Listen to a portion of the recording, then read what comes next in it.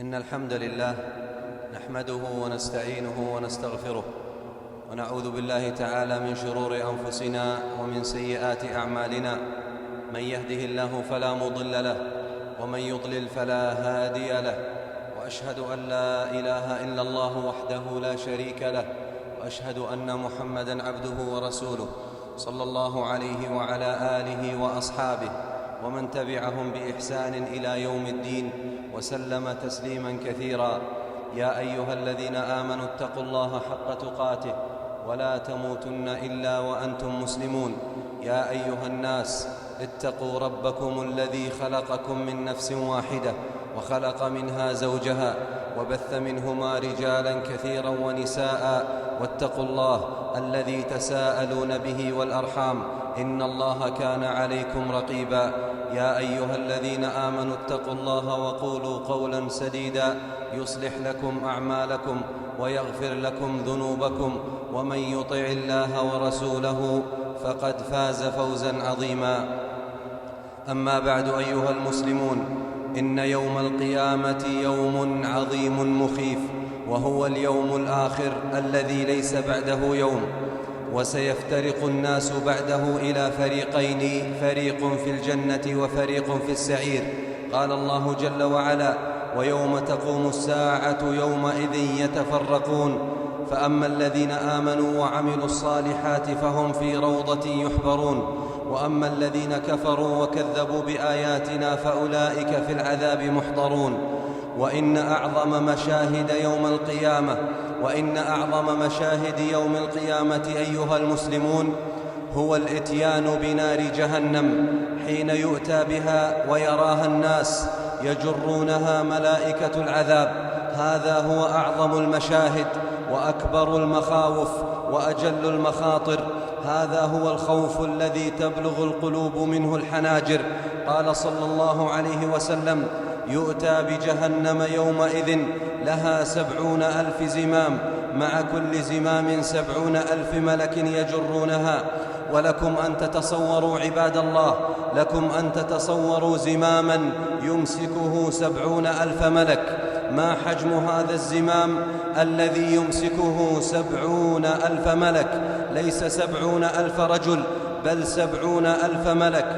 وأي ملائكة هؤلاء؟ إنهم ملائكة النار، ملائكة العذاب، الذين قال الله تعالى في وصفهم: عليها ملائكة غلاظ شداد لا يعصون الله ما أمرهم ويفعلون ما يؤمرون. يؤتى بنار جهنم يوم القيامة يجرونها ملائكتها في مشهد مهيب رهيب مخيف لا تحيط به العبارة، ويعجز الوصف عن وصفه.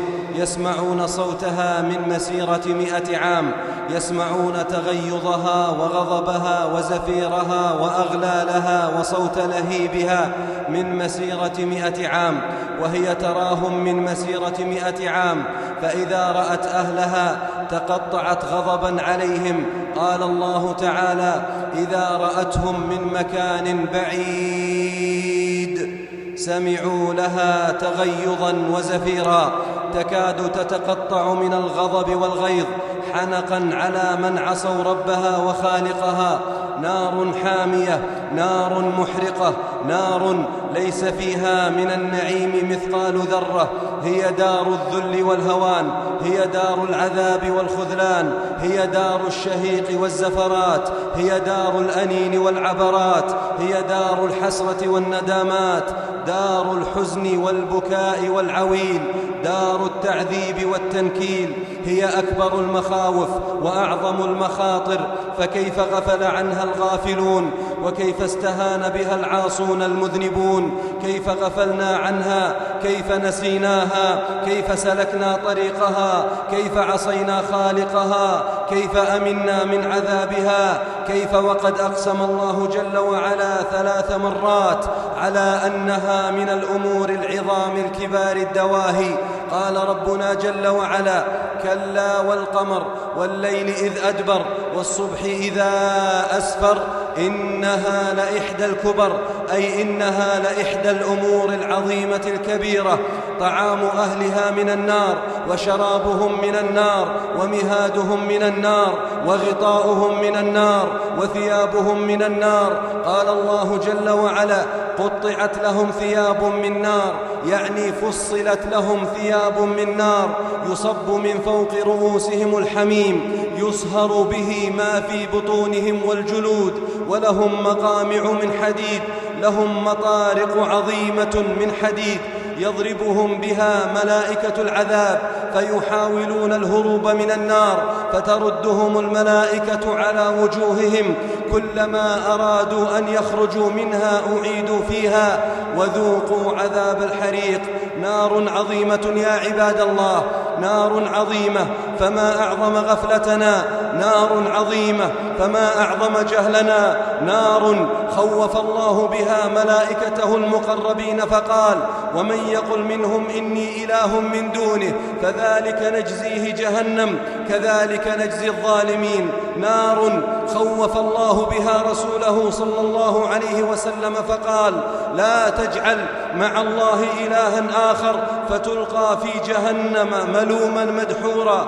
نار خوف بها النبي صلى الله عليه وسلم أصحابه، فعن النعمان بن بشير رضي الله عنه قال: قال النبي صلى الله عليه وسلم: أنذرتكم النار أنذرتكم النار أنذرتكم النار أنذرتكم النار أنذرتكم النار أنذرتكم النار أنذرتكم النار. قال: فما زال يكررها حتى لو كان في مقامي هذا سمعه أهل السوق، وحتى سقطت خميصة كانت عليه صلى الله عليه وسلم، حتى سقطت خميصته عند رجليه وهو يكرر هذا الإنذار العظيم: أنذرتكم النار أنذرتكم النار أنذرتكم النار أنذرتكم النار. وعن مالك بن دينار رحمه الله قال: لو وجدت أعوانا لفرقتهم في الدنيا يصيحون بالناس، لو وجدت أعوانا لفرقتهم في الدنيا يصيحون بالناس: يا أيها الناس النار النار النار النار النار النار. وقال صلى الله عليه وسلم: ناركم هذه التي يوقد ابن آدم جزء من 70 جزءا من نار جهنم. قالوا: والله إنها لكافية. إن كانت لكافية يعني كافية في الإحراق والتعذيب. قال صلى الله عليه وسلم: فإنها فضلت عليها ب69 جزءا كلها مثل حرها. وقال أبو جعفر عن الربيع بن أنس: إن الله جعل نار الدنيا نورا وضياء ومتاعا لأهل الدنيا، وإن نار جهنم سوداء مظلمة، وإن نار جهنم سوداء مظلمة مثل القبر، فهي سوداء وماؤها أسود وطعامها أسود وشجرها أسود وأهلها سود، كأنما أغشيت وجوههم قطعا من الليل مظلما. وقال كعب لعمر بن الخطاب رضي الله عنه: لو فتح من جهنم قدر منخر الثور بالمشرق ورجل بالمغرب لغلى دماغه حتى يسيل من حرها. وقال عبد الملك بن عمير: لو أن أهل النار خرجوا منها إلى نار الدنيا لناموا فيها واستراحوا فيها. وعن ابن المعزى قال: بلغني أن رجلا لو خرج من نار جهنم إلى نار الدنيا لنام فيها 1000 سنة. وقال رسولكم صلى الله عليه وسلم: والذي نفسي بيده لو رأيتم ما رأيت، والذي نفسي بيده لو رأيتم ما رأيت لضحكتم قليلا ولبكيتم كثيرا. والذي نفسي بيده لو رأيتم ما رأيت لضحكتم قليلا ولبكيتم كثيرا. قالوا: وما رأيت يا رسول الله؟ قال: رأيت الجنة والنار. وقال ابن عباس رضي الله عنه: لو أبرزت النار للناس ما رآها أحد إلا مات. وروي عنه صلى الله عليه وسلم أنه قال: إن أهل النار ليبكون حتى لو أجريت السفن في دموعهم لجرت. وإنهم ليبكون الدم مكان الدمع وهم يصطرخون فيها: ربنا أخرجنا، ربنا أخرجنا، ربنا أخرجنا نعمل صالحا غير الذي كنا نعمل.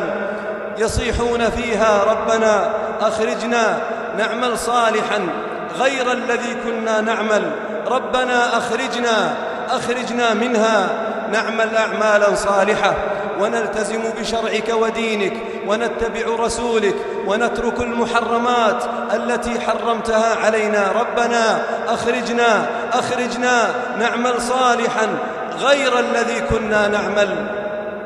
وقال صلى الله عليه وسلم: يؤتى بأنعم أهل الدنيا من أهل النار يوم القيامة فيصبغ في النار صبغة، يغمس في النار غمسة واحدة، ثم يقال له: يا ابن آدم هل رأيت خيرا قط؟ هل مر بك نعيم قط؟ يعني في الدنيا. فيقول: لا والله يا رب ما رأيت خيرا قط ولا مر بي نعيم قط. غمسة واحدة، صبغة واحدة أنسته كل نعيم الدنيا ولذائذها وشهواتها. يود المجرم لو يفتدي من عذاب يومئذ ببنيه، يفتدي ببنيه وصاحبته وأخيه وفصيلته التي تؤويه ومن في الأرض جميعا ثم ينجيه. كلا إنها لظى نزاعة للشوى تنزع الجلد واللحم عن العظام. إي والله إنها لظى، إي والله إنها النار. فأين الاتعاظ والاعتبار؟ أين الاتعاظ والاعتبار؟ قال الحسن البصري رحمه الله: والله ما أنذر العباد بشيء أدهى من النار، والله ما أنذر العباد بشيء أدهى من النار.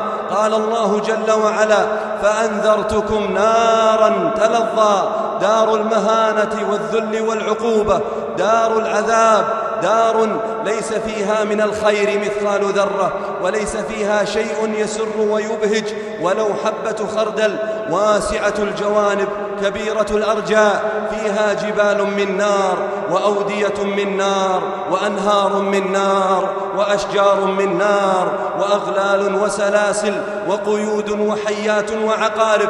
قال صلى الله عليه وسلم: إن في النار حيات كأمثال أعناق البخت تلسع إحداهن اللسعة فيجد حموتها 40 سنة، يجد حرارة سمها 40 سنة. وإن في النار عقارب كأمثال البغال الموكفة تلسع إحداهن اللسعة فيجد حموتها 40 سنة. ومما يدل على عظمها وسعة أرجائها أن الشمس على عظم خلقها يرمى بها في النار يوم القيامة.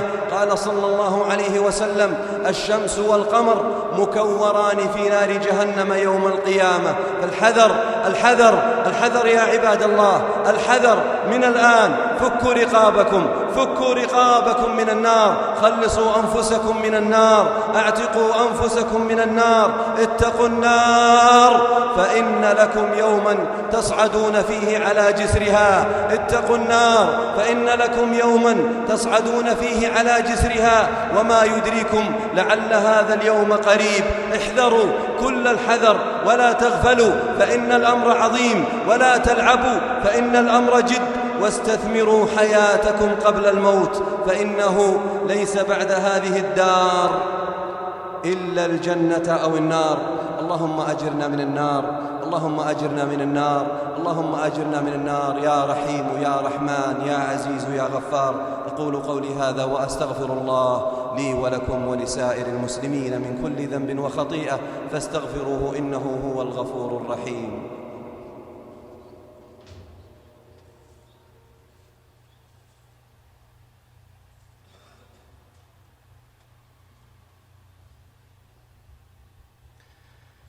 الحمد لله الذي أنزل علينا كتابه وأنذرنا عذابه وبين لنا طريق الهدى وحذرنا من طريق الشر والردى، وأشهد أن لا إله إلا الله وحده لا شريك له، وأشهد أن محمدًا عبده ورسوله صلى الله عليه وسلم وعلى آله وصحبه ومن به اقتدى. أما بعد عباد الله، احذروا النار عباد الله، احذروا النار أيها الناس. إن الأمر عظيم ويحذركم الله نفسه، وإلى الله المصير. فاحرصوا على تجديد التوبة والاستعداد قبل الموت والبكاء على الخطيئة. قال محمد بن المنكدر رحمه الله: ما بكى عبد من خشية الله إلا حجبه الله عن النار. فاستعدوا يا عباد الله واحذروا المعاصي، فإن حر النار شديد وإن قعرها بعيد. قال صلى الله عليه وسلم: إن أهون أهل النار عذابا من له نعلان من النار يغلي منهما دماغه كما يغلي المرجل، يعني كما يغلي الماء بالقدر.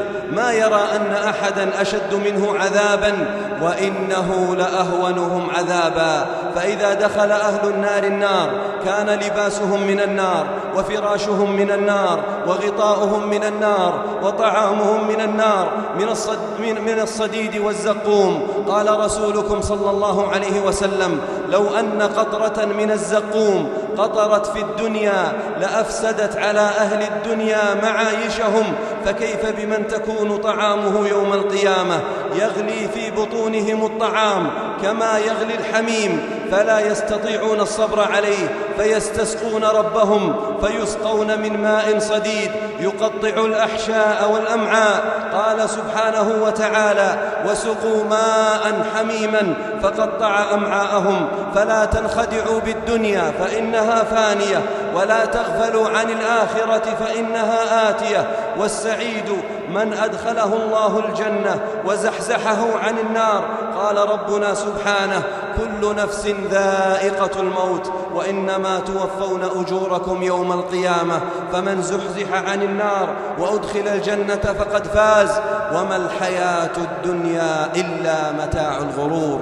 اللهم لا تجعل الدنيا أكبر همنا ولا مبلغ علمنا ولا إلى النار مصيرنا. اللهم اجعل الجنة هي دارنا وقرارنا يا أرحم الراحمين. اللهم إنا نسألك الجنة وما قرب إليها من قول وعمل، ونعوذ بك من النار وما قرب إليها من قول وعمل. اللهم إنا نسألك أن ترحمنا برحمتك يا رحيم يا رحمن.